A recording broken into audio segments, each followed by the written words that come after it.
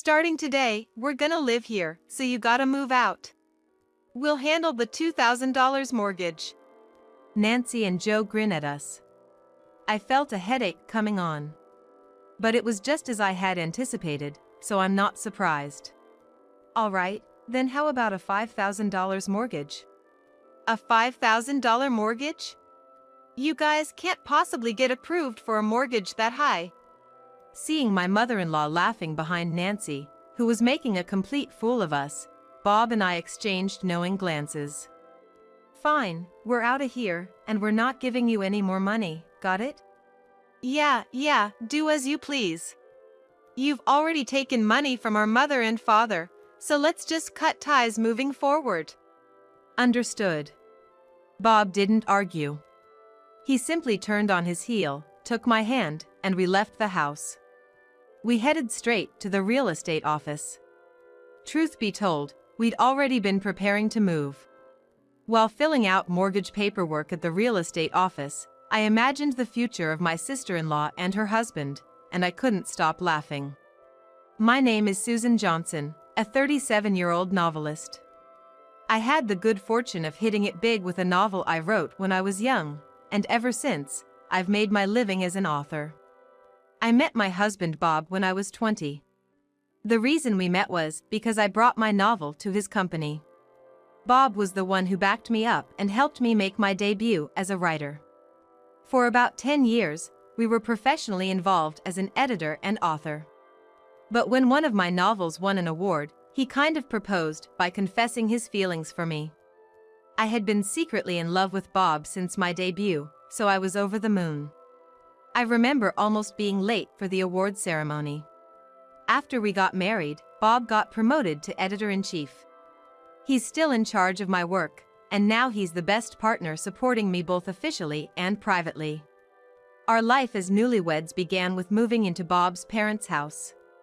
To help me focus on my writing, my parents-in-law proposed that my mother-in-law would take care of the household chores while we cover all living expenses. I was making decent money, and Bob was earning even more as editor-in-chief.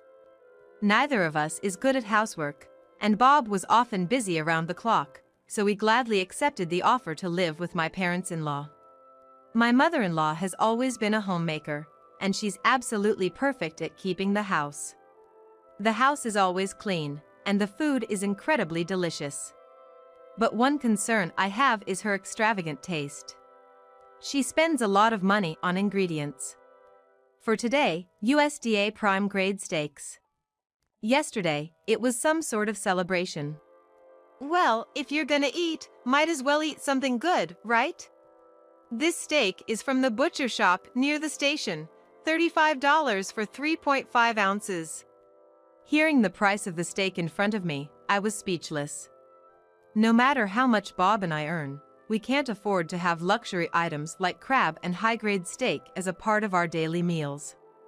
But no matter how many times I talked to my mother-in-law about it, she just laughed it off and didn't take it seriously. Bob, isn't $3,000 for food this month a bit excessive? I'm not that into luxury, you know.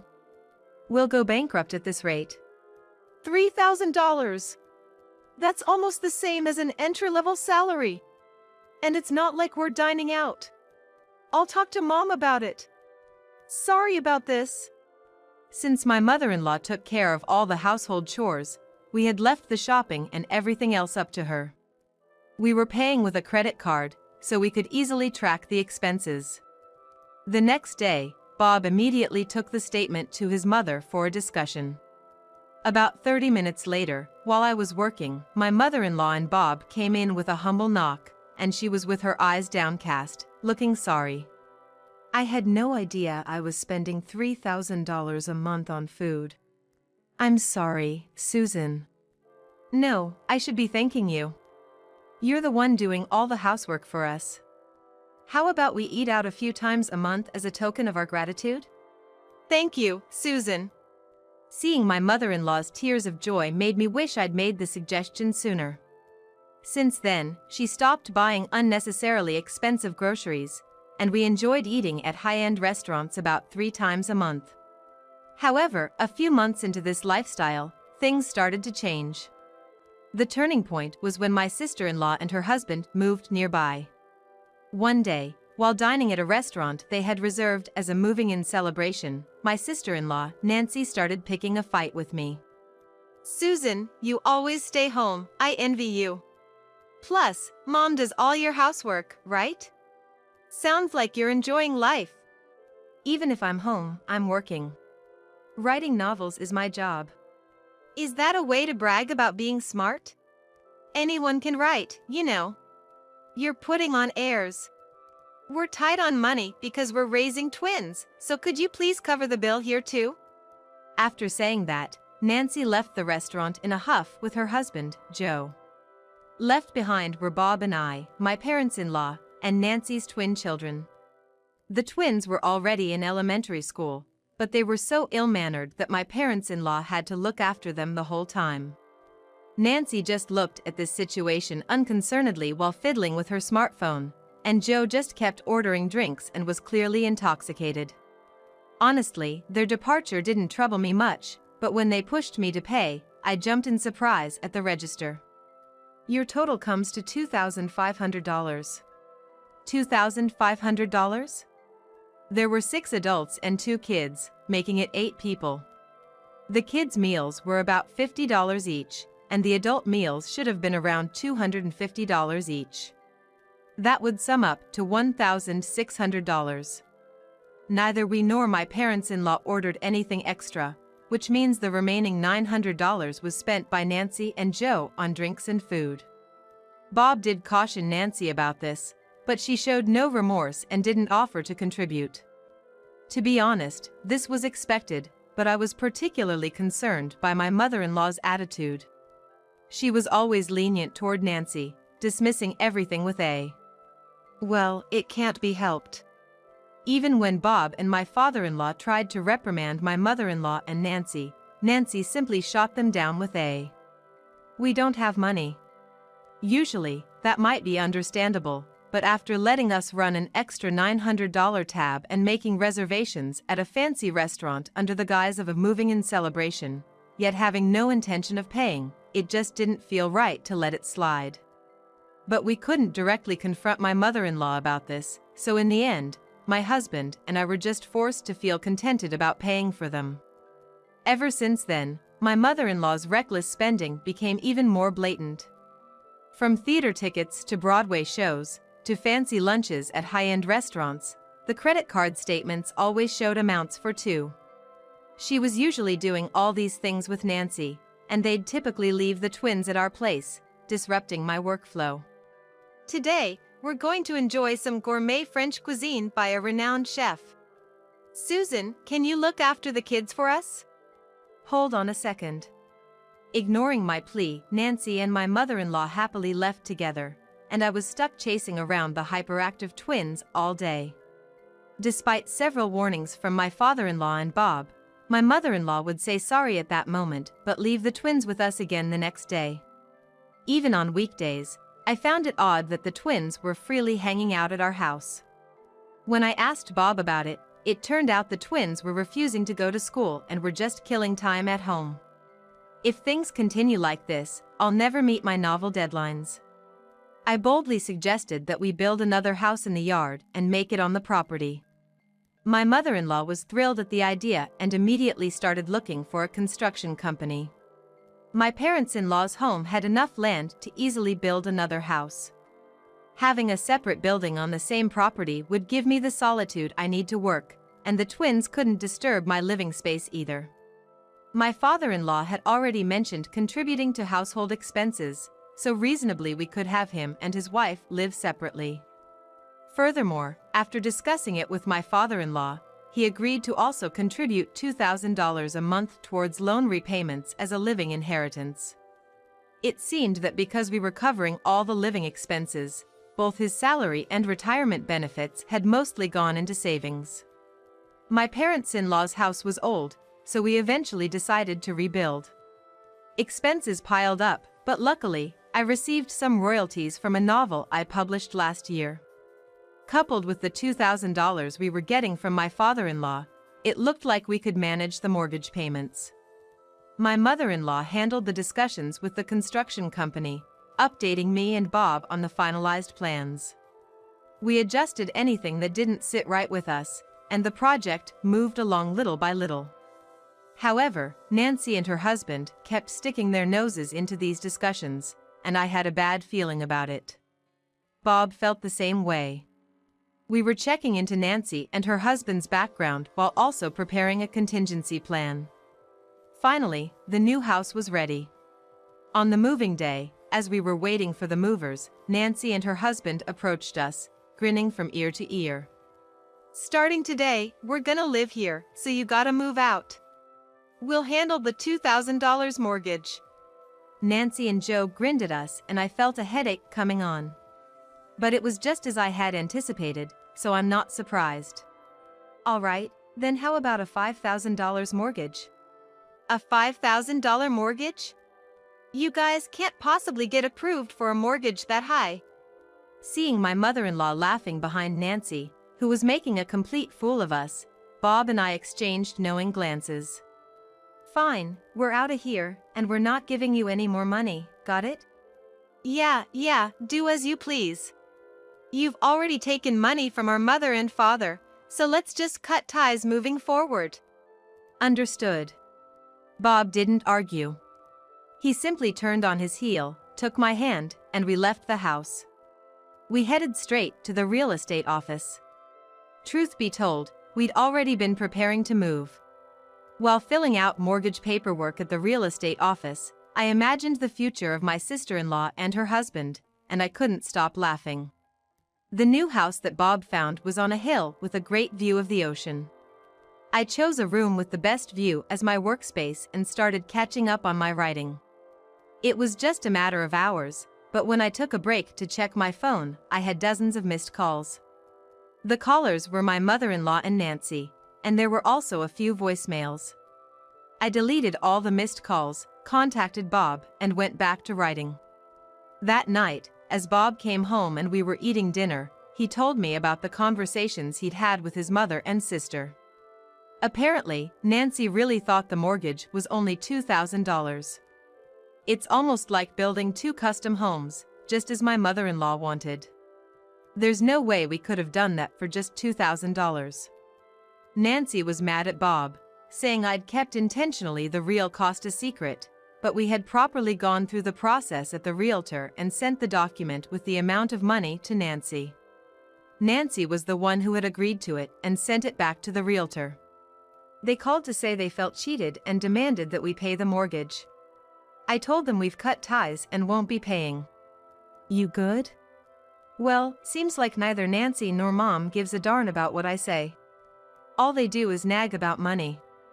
Honestly, I feel kind of relieved now.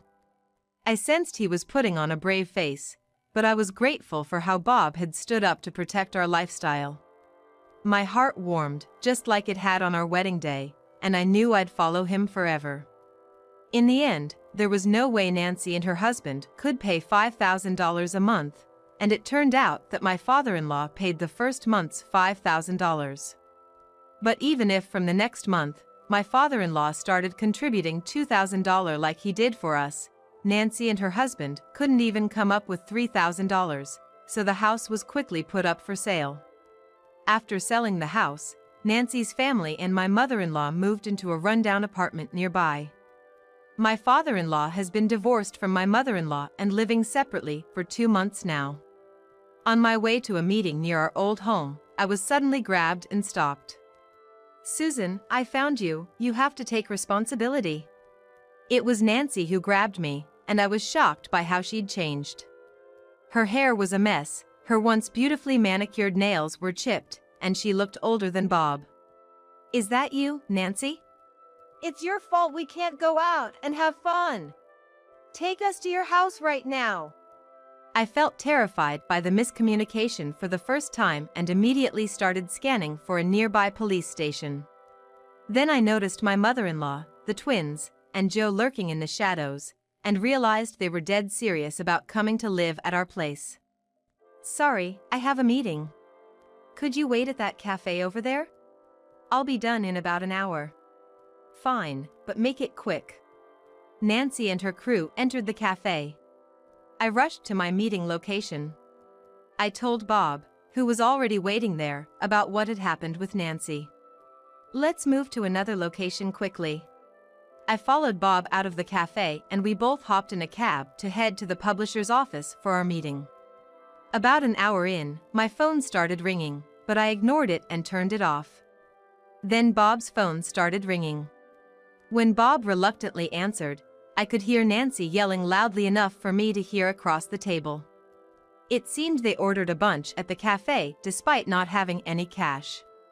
Nancy had called me to pay for it, but since I wasn't picking up, now she was insisting that Bob should take responsibility and pay. Bob's brow furrowed. What? Susan is with me right now, and you should be paying your own bills at the cafe. Didn't I tell you we're cutting all ties?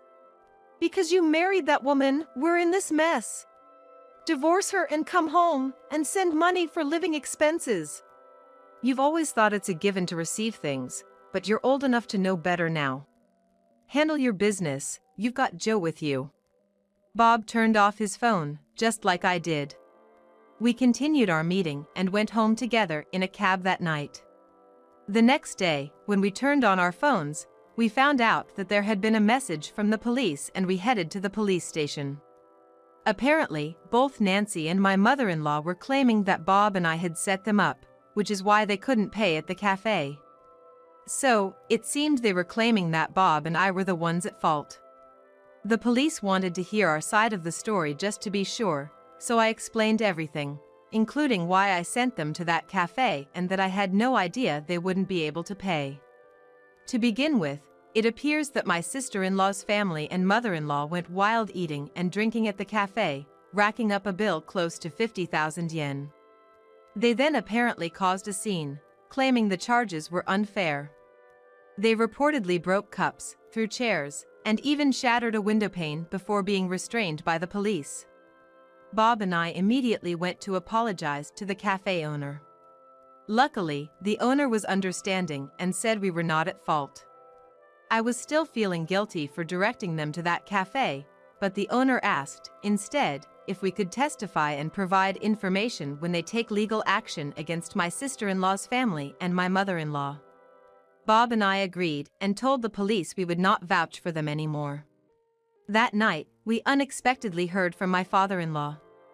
I'm sorry for the trouble. I declined to vouch for them, and it seems they tried to reach out to Bob. Dad, where are you staying right now? My father-in-law had helped us multiple times when we lived together and had even warned my mother-in-law and Nancy. It was also my father-in-law who sensed the schemes of my mother-in-law and Nancy, and advised us to find another place to live. Truth be told, we wanted to take my father-in-law with us, but he had told us to wait until he contacted us when his divorce from my mother-in-law was finalized. So, we waited.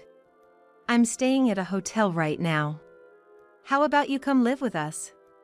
The divorce is finalized, after all. My father-in-law hesitated but agreed with a warm smile when he saw Bob nodding in agreement. Once he moved in, he dropped a bombshell on us. Actually, Nancy is not my daughter. What? Turns out, Nancy was apparently the child born from an affair my mother-in-law had back in the day. Bob was about to hit puberty when it was discovered, and since the news broke during the late stages of pregnancy and they had already shared with others that a second child was on the way, my father-in-law, realizing that Bob and Nancy shared half their blood, decided not to go through with the divorce. We were at a loss for words when we heard that. Moreover, learning that the mother-in-law was still in touch with that man and that was why she had spoiled Nancy, Bob let out a dry chuckle. That makes sense. I've been thinking that Mom turned cold even before Nancy was born. So that's why. Bob, I'm sorry. I was gonna take this secret to the grave, but I didn't want to hide anything from you and Susan after all you've done for us. I'd rather thank you for telling me. It all makes sense now. Bob, with a relieved expression, grabbed his phone and started dialing. Yeah, hey. It's me. I'll hear you out. Meet us at the private dining place near the train station next week." After saying that, Bob hung up the phone. Then, smiling at my puzzled father-in-law and me, he started talking about the plans for next week. Come the day to meet after a long time at the private dining place, my mother-in-law, her daughter, and the daughter's husband were already there. Apparently, the twins were staying at home. I felt relieved hearing that. "Susan, after all I've done for you, how could you be so ungrateful?" It's Mom who's ungrateful. We've been covering all the bills, you know. And it was you who proposed that deal in the first place.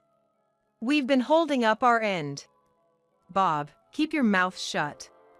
Whose side are you on, your mother or that woman?